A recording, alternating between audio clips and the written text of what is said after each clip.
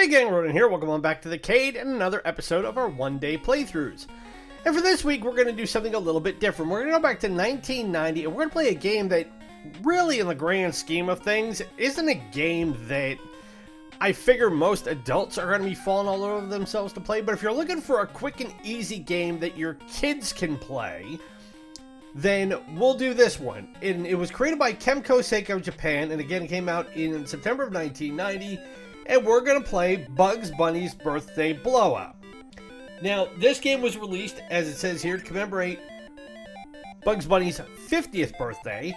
It's crazy to think now that the little gray rabbit has been around for 84 years. He was originally created by Warner Brothers in 1940. And as somebody who grew up in the latter stages of the 20th century, I unequivocally state that I am an absolute Bugs Bunny and Looney Tunes nut. To the point where I discovered this game, I rented it after it came out in 90, and then somewhere along the way I got it. I genuinely don't remember how. I think I may have traded a game or two that I had beat with a friend of mine and managed to get a hold of it. So the premise of this game is actually pretty simple. It is all about trying to stop Bugs from being able to make it to his birthday party, and you've got to go through all the other Looney Tunes characters to get there. Now, as you will see pretty quickly, this is a straight-up 2D platform game. It's a side-scroller, which was very common for the time, even on the latter stages of the Nintendo Entertainment System. Whoop, as I already got bonked. So, there's a couple things you want to make sure you can stock up on, and unfortunately I can stay right here because there's no time limit in this game, which also helps if you're looking for somebody who is a little bit younger to have something that they can play. You want to be able to pick up as many carrots as you can. Now, once you jump on a carrot and pull it, this becomes a block that you can stand on.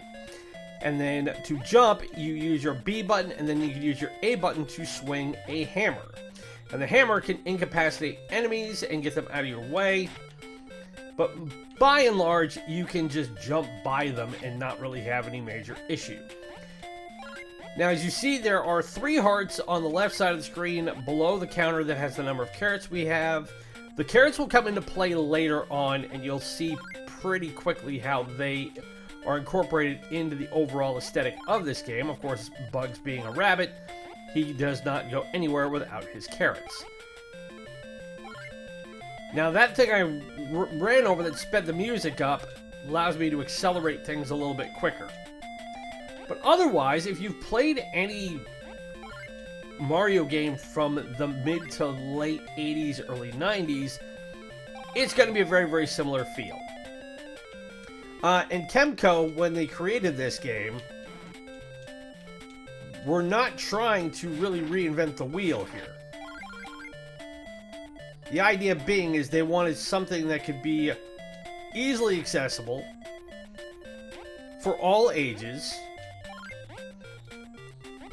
And even though Bugs Bunny has no end of juvenile slapstick violence in his long history of cartoons, this isn't an overly violent game. When he gets bonked and you see him seeing stars, he can't use his hammer.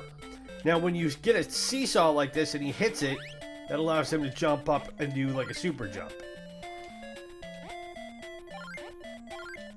Now, what you're trying to do is you're trying to get to this hole here, not getting hit by the rock. And now we have Daffy here. Now, there's a couple of ways we can deal with this. We can either hit Daffy and knock him out, or we can do it this way and just pick up... Whoop. Those carrots, and then I want that carrot and this big carrot, and that completes the level. When we get the big carrot and he flies away in his balloon, that's it. So the design is, again, not overly complicated, and it's part of that which has allowed this game to hold up over the last 35 years. To the point where when it came out, it received fairly good reviews of about 75 to 80%. And those were in video game magazines around the world. Now, this is the bonus game. It's one of 2 that you play. And this is where the carrots come in. So you see down in the right-hand corner, there's the number of lives we have, which is currently 3, and 35 carrots. So we push the button. Now we need to pick 5 numbers at random and try and get a pattern. What we're hoping to do is we're trying to get 3 in a row that line up on the board. We didn't get that there. But we get 1 up for each time we get 3 in a row, and I believe it goes up in lives depending on if we can extend it out to 3 or more in the row. And really, there's no rhyme or reason to how the numbers are picked. It is purely at random. So you can try and gauge it, but it's actually not super hard to get lives, so we're going to get 3 there. So that's 1 up, and now we need more carrots for the next one. So we currently have 5 carrots to start with. We get a full stack of hearts.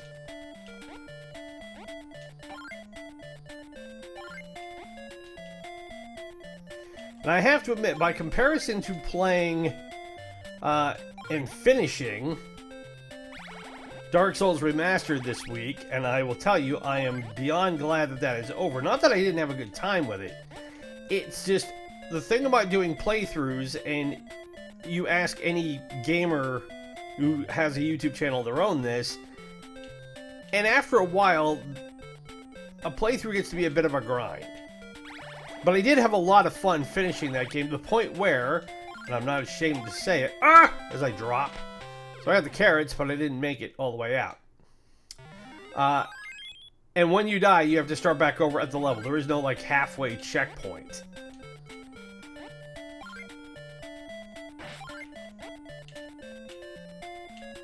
But because it took me the better part of, what, 4 months to get all the episodes of Dark Souls recorded, and then get them all eventually posted,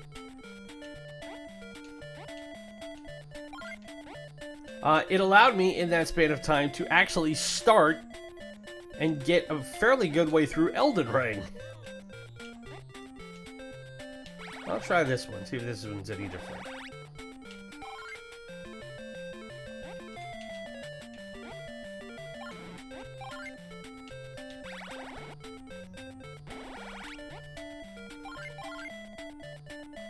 So when those spinning things are green and we hit them, we don't lose any life, which is nice.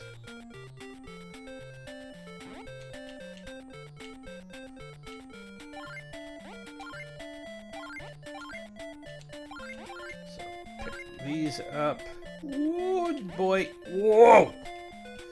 Almost bought the farm there. That would have stunk.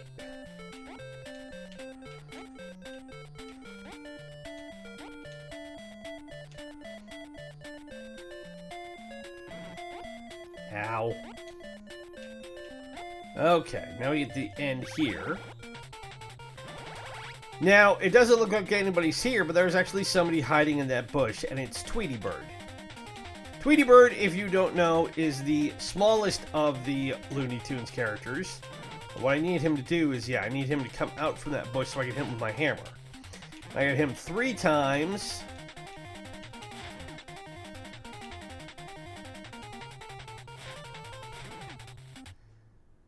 And that will drop the big carrot. I pick it on up, and away I fly. So I should have picked up quite a few carrots on this one.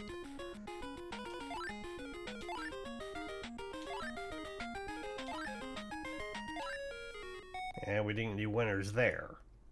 Now, when I tested this out originally to make sure it ran, and again, I'm playing this on the Messin emulator.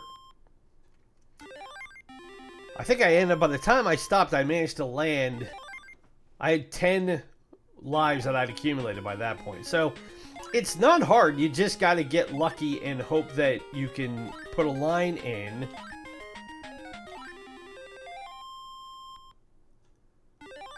to get at least 1 life. So, in a lot of ways, it's not much harder than it is to do a lot of the one-up puzzles in Super Mario Bros. 3, or the slot machine in Super Mario Bros. 2.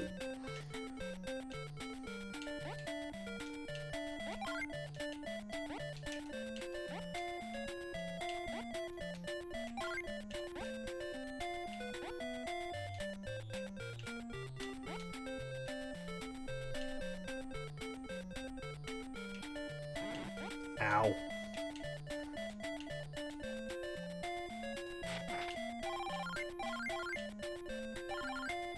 There, pick those up.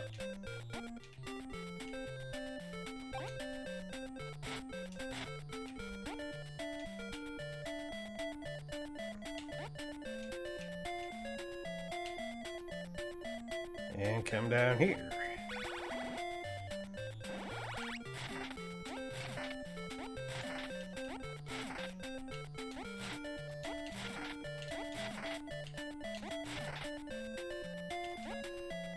In a lot of ways, I am curious to see how much interest there still is in Bugs Bunny and in the Looney Tunes at this stage of the 21st century. Because we are getting now to the point where those cartoons, which are still by a long way some of the best examples of 20th century animation you will find, and I will gladly put them up against anything that Disney has done. That's not to say I'm anti-Disney, but I found the Looney Tunes first when I was a kid, as opposed to finding Disney stuff.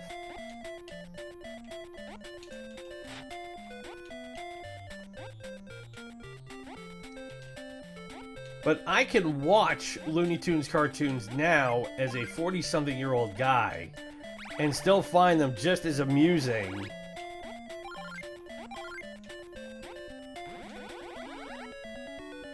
as I found them when I was a kid back in the early 80s when I first started watching them. And that sort of staying power is really hard. Now, I know there's going to be a lot of people who will see this and go, well, what do you think about all the historical components of those cartoons that haven't aged well? Well, that's the thing. If you're going by... if you're holding things to the modern standards from a time when my grandparents were young, that's simply not tenable. I'm not saying it's right. I'm not saying that that stuff shouldn't be addressed and considered in a more modern context. But if anything, they stand as a historical record of how far we've evolved in terms of our social conscience towards things like race and gender and all the stuff that we want to hold them to task for.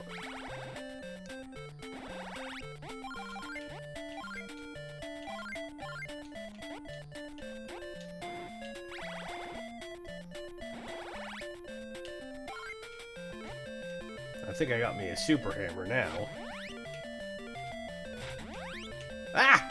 Except I didn't have it lined up right, and I didn't go into the mountain. I went over the cliff. But you take all that stuff out of the equation, and what you still have is a character who is very much timeless. And not just him, but I mean, I have found so much enjoyment in other characters like Porky Pig and Sylvester and Tweety and the Roadrunner and Wile E. Coyote, even characters like Pepe Le Pew, who, again, would, in modern day context, would not bear any measure of close scrutiny, nor should he. So now we gotta, speaking of Wile E. Coyote, now I gotta take him out.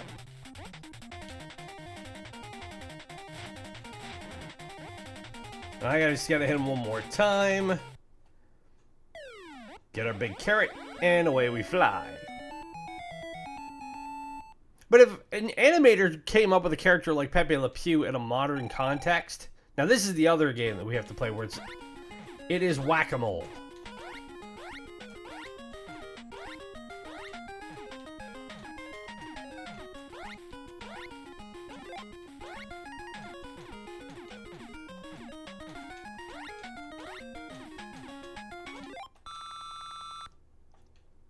So we've now got 8 lives at our disposal.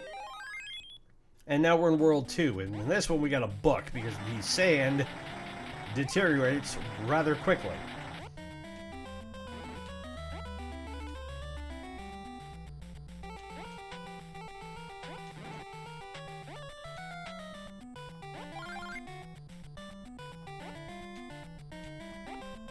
We must watch out for the quicksand because it will pull you in very fast.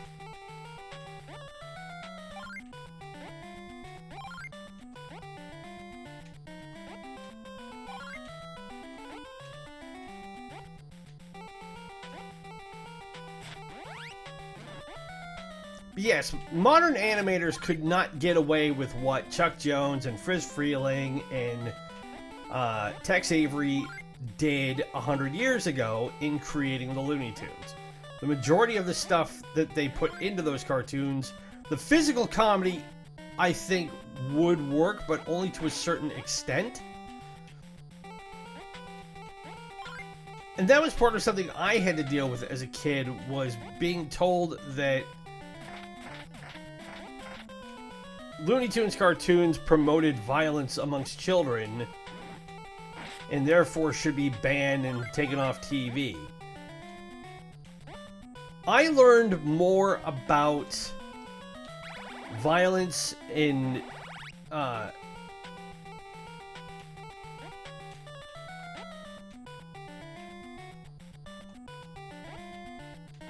whoop.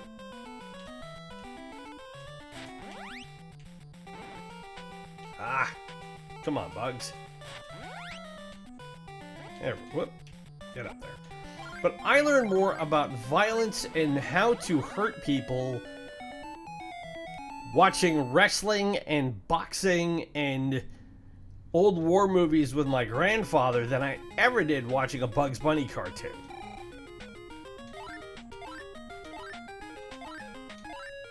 And growing up with 3 brothers and 3 sisters, it was not out of the realm of comprehension that there were days where I had such a hard time being antagonized by at least one, if not more, of them, that the thought of dropping an anvil on their head actually had a certain degree of novelty to it. But I also knew that my siblings were not toons. And if anything, that stands up to the brilliant movie from the late 1980s, Who Framed Roger Rabbit, where they actually canonized the idea that a toon could take just about anything you threw at it and keep coming.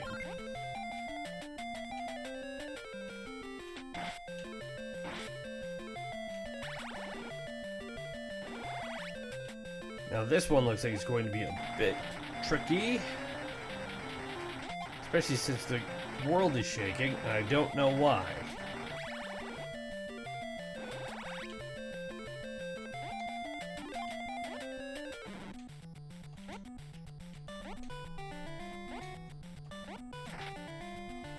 Now these sphinxes we can take out, we can chop away at them and get more carrots out of them.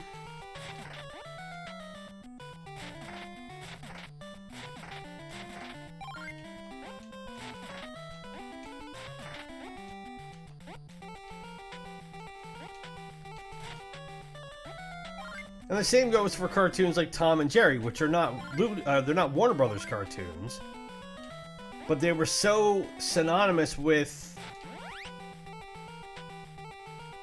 Bugs and Daffy and other characters that they were often included on like morning cartoon shows. So now we got to deal with Tweety again, who's now hiding behind that cloud.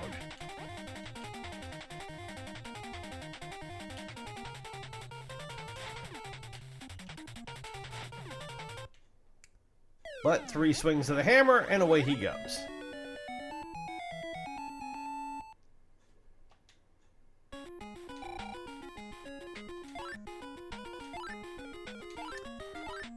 I don't think we're going to get a... Oh, we did get a winner.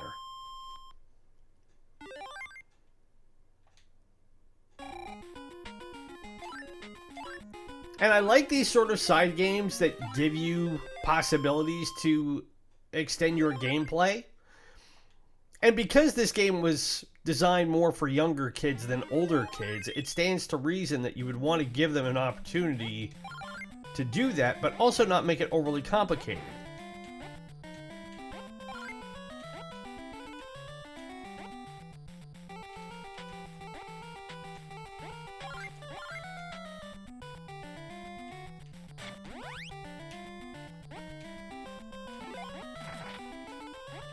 And the music isn't terrible, but it is obviously repetitive, which is one of the reasons why I'm glad I have it turned down a little bit.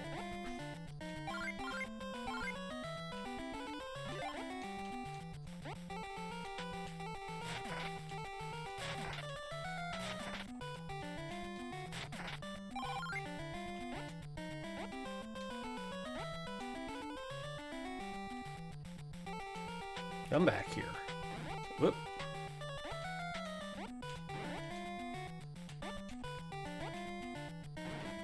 Ow. Whoa! Get up out of the...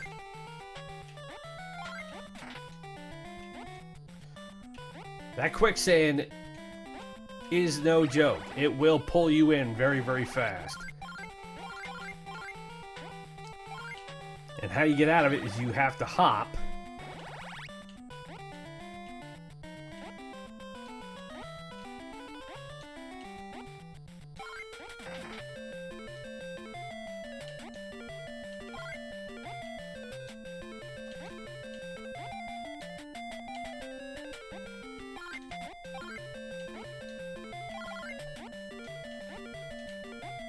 These two, get this. I'll leave those 4 alone for the moment because I want to get to the...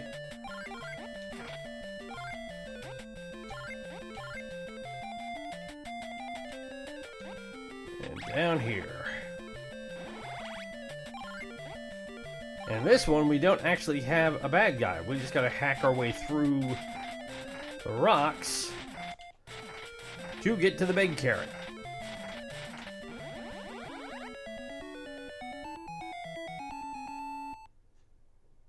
And we've already got 10 extra lives.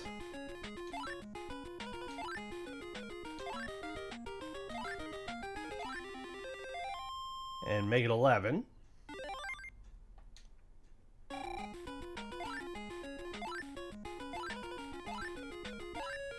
But the other reason we wanted to do this as a one-day playthrough is this is a game that you can beat in a couple of hours. Again, because there's no time limit, you're not relegated by a clock, so if you need to take a break, you can pause it and step away and do so. Of course, now on most modern emulators, you can save the game and pick it up when you want. And each stage has 4 levels to it, so it's a lot like Super Mario Brothers, the original.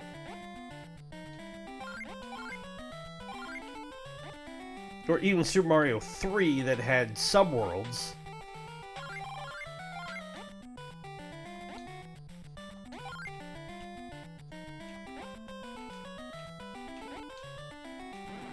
Ow.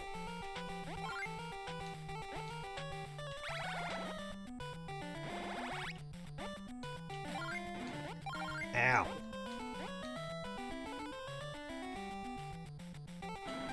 Ooh.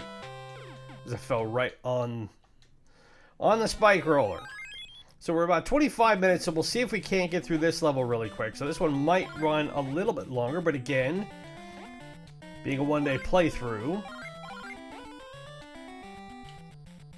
I expected as such.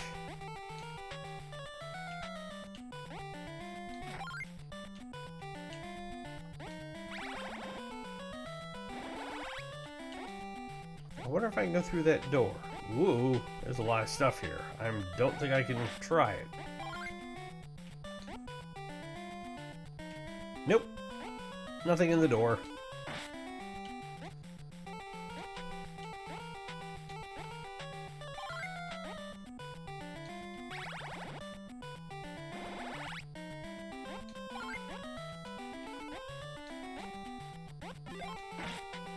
Now we're back up to full life.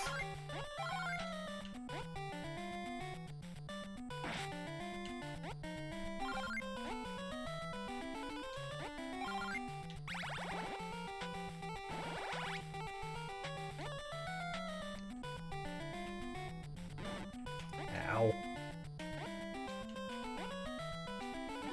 But we had our life back. What we got this time? Now we got Yosemite Sam. The roughest, toughest, rip-roaringest, Edward Hortonest hombre that ever walked the Rio Grande. And he ain't no mamby-pamby.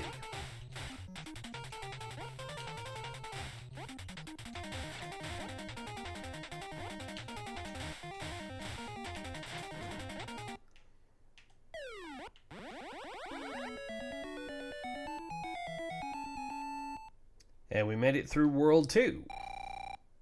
You always know when you've reached the end of the world because then you get the Willy the Weasel game. So we'll get through this really quick and we'll call it good.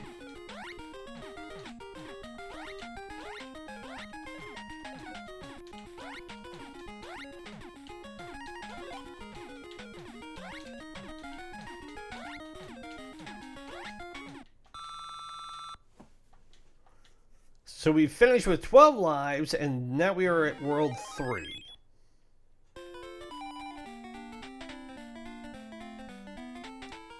So yeah, I think we will call it good right here. Because yes, we are about 30 minutes in, and that is Bugs Bunny's Birthday Blowout from 1990. Now, again, our usual parameters. Is this a good game? Really, you have to think about it contextually. Is it a good game that anybody can play? Sure. Is it a good game based on its mechanics? It's not hard. It's challenging. You've got to know, it's like if you're familiar with Mario games and you like the way that the classic Super Mario 1, 2, and 3 handle, then this should be old hat for you. But it's also one that I think, as I said, appeals to a younger audience. This game is designed more for people my kids' age or younger. I have a son who just turned 13 recently, so he's the same age I was when this game came out in 1990. But that begs into question too. Is it a game that most kids would probably want to play today? Honestly, I doubt it.